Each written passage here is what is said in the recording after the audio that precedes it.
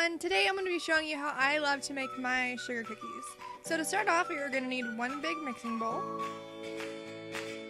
For ingredients, you're going to need 2 cups of sugar, 3 teaspoon baking powder, 1 teaspoon baking soda, and a ½ teaspoon salt, 3 eggs, 1 cup of shortening, I just got the prepackaged kind, and then 1 cup of sour cream, and then 1 teaspoon vanilla also. So to start, I'm just going to unpackage the shortening and go ahead and dump that in my bowl. And then I'm also going to add in the 2 cups of sugar and my baking powder, baking soda, and salt. And then I'm going to grab my eggs and crack all 3 of them into my bowl. Then taking the sour cream, I'm going to go ahead and just add that into my bowl. And then also I'm going to take 1 teaspoon of vanilla. Next, I'm going to put my mixer on a medium speed and go ahead and mix that all together until everything's incorporated. Then I scrape the edges and then mix it one more time.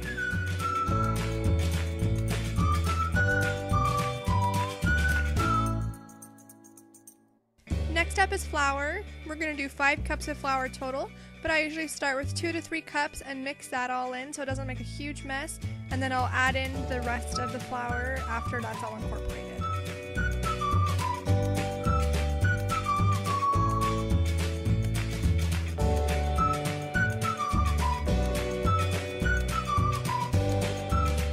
Now this is the fun and messy part. I cleaned off my table and I'm going to put flour down so that the dough won't stick to the table.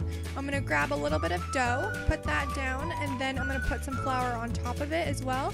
And I'm going to go ahead and start kneading the dough until it's really smooth and not sticky anymore. So now I'm going to grab my rolling pin and start rolling out the dough. This first time that I roll out the dough, I did it a little too thin, and you'll see the cookies, how they kind of fold together. So you don't want the dough too thin and you don't want it very sticky. So I'll have to redo this one. So I just added a little more flour and I'm going to go ahead and roll it out again. And this time you'll see I do it a little thicker and the cookies hold their own a lot better. For the thickness, I usually think about it as about a banana peel or a little thicker than a banana peel thickness. If that makes any sense. Just because you don't want it too thick because otherwise the cookies don't cook very quickly or evenly. So yeah, I'm just going to roll that out and fill up my entire cookie sheet with all of my dough. Now as you can see, I put a little bit of the dough aside because after you mess with it for so long, it starts to get harder and tougher and those won't be very soft cookies. So that last bit I usually put to the side. So now I just take more dough and I'm going to go ahead and do the same thing. I'm going to knead the flour into it so that the dough won't be sticky anymore. And then I'm going to roll it out and finish cutting out the cookies.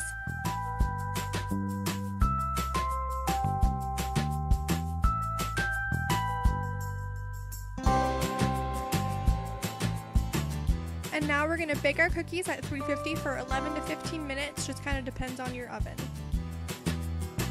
For the frosting, I just kind of eyeball everything, so I'm going to try to explain it as best as possible. So I'm just taking 1 stick of butter and I put it in there and I whipped it up first, and then I added a little bit of powdered sugar, a little bit of evaporated milk, and then a little bit of vanilla. And then I mix that up and I'm just going to kind of keep adding the powdered sugar and evaporated milk until it reaches a really good consistency and it's a little whiter than it is when you first put the butter in. So I just kind of eyeball it until it's pretty good consistency. You don't want it too thick, but you also don't want it too thin. So here you'll see I'm kind of stirring it and I'll pick it up and let it fall and you'll kind of see that's about the consistency that you're going to want it. Not too thick but not too thin. Now I'm separating it into 3 different bowls because I'm going to do 3 different colors. So I'm just going to distribute that evenly.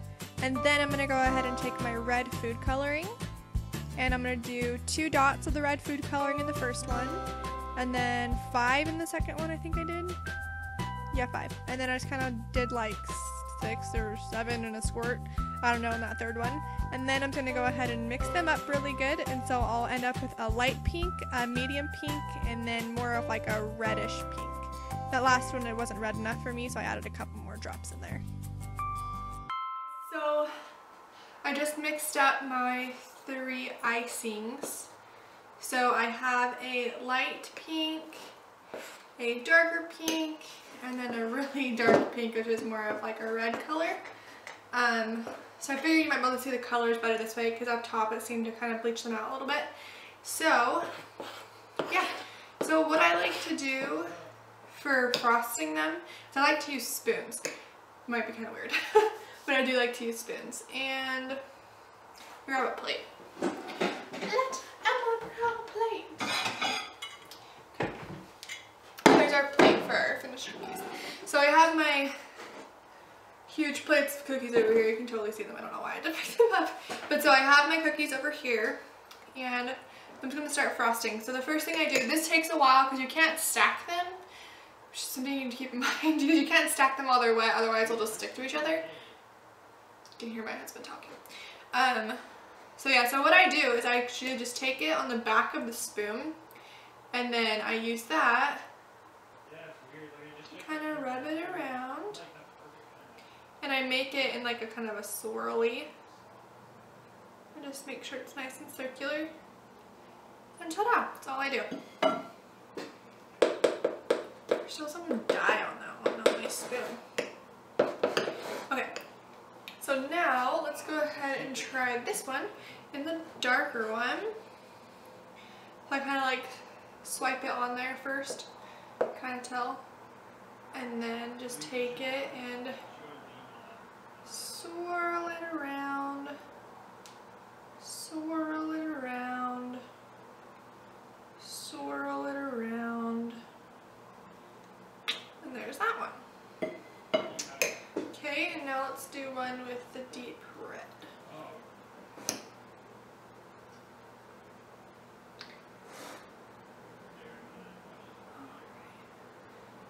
Again, swirling it around. There's the deeper red. So these are what they look like on the cookies. So this is the lightest one, medium, and then the darkest one. Probably can't really, oh, we're gonna slide, see them.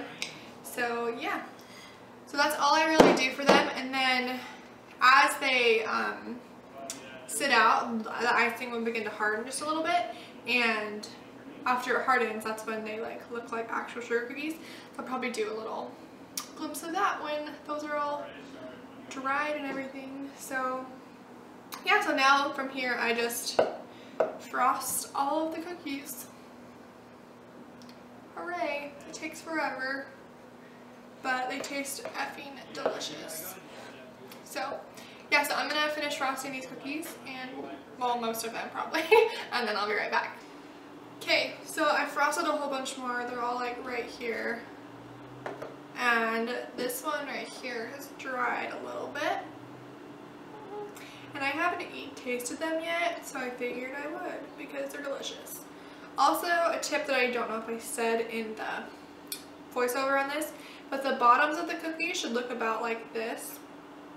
I know I have a few, like see that one's a little darker, so that one actually got a little overcooked.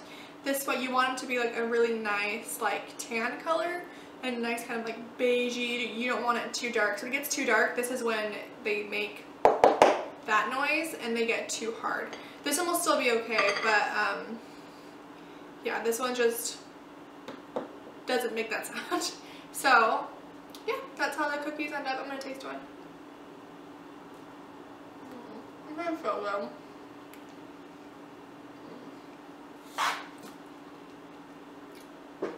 It tastes just like those like sugar cookies you buy at the store, but without that weird chemically like preservative like taste to it. I think they just taste really fresh and delicious. I'm gonna feel them. I'm gonna sit here and indulge now because they're delicious. Anyway, okay. Well, I hope you guys enjoyed this video. If you give this recipe a try, like tell me, because that's awesome and I love them so much. And like they take a little bit, but I mean, like anyone that I've ever given these to, they're always like, oh my gosh, these are so good. I'm like, yeah, I know, thanks. So yeah, anyway, hope you guys like this video. I'll talk to you guys next time. Bye. Go on.